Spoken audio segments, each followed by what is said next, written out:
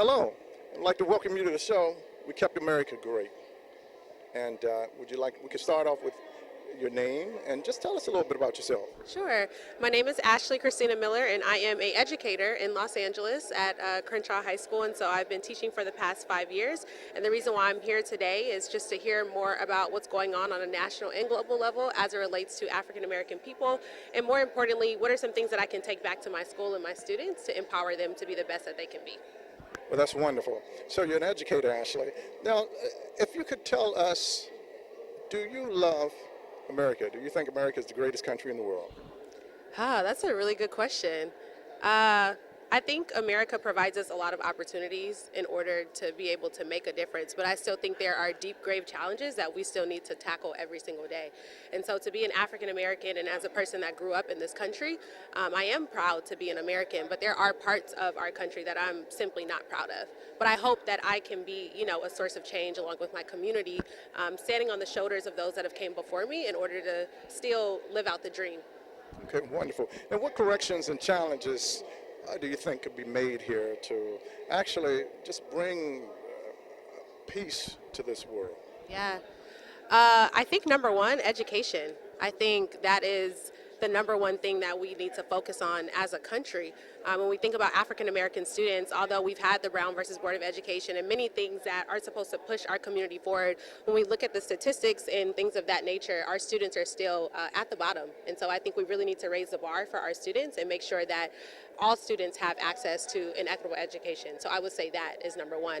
And then number two, I would say just being able to work across lines of differences. I think that there are many things that join us together than separate us, but unfortunately in this country we're focusing on the differences rather than the things that bring us together as a country. And so I hope that we can instill that hope moving forward, because if you lose hope, then what do you have, so. That's wonderful. Now, as far as the contributions that African Americans have made in education, what are some of the ones that you think about the most and the most appreciative of? There's an educator by the name of Valencia Clay.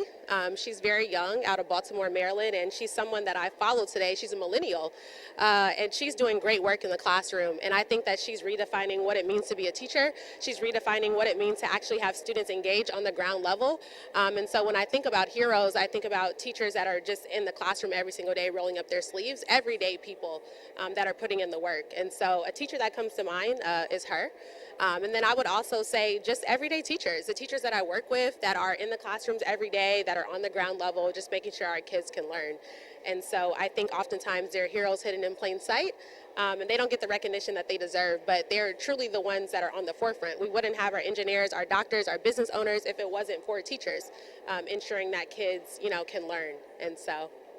That's wonderful. Now, Ashley, one more thing. Now, what would you say to America out there as far as how we could propel or let's say unite and ignite the passion of this great country to come together as one? If you could tell America out there your thoughts.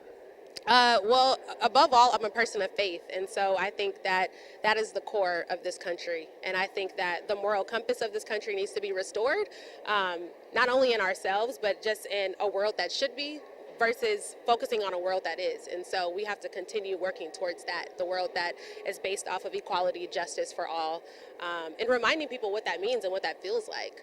And so if that would be the one thing I would say to get back to that. I'm impressed with that.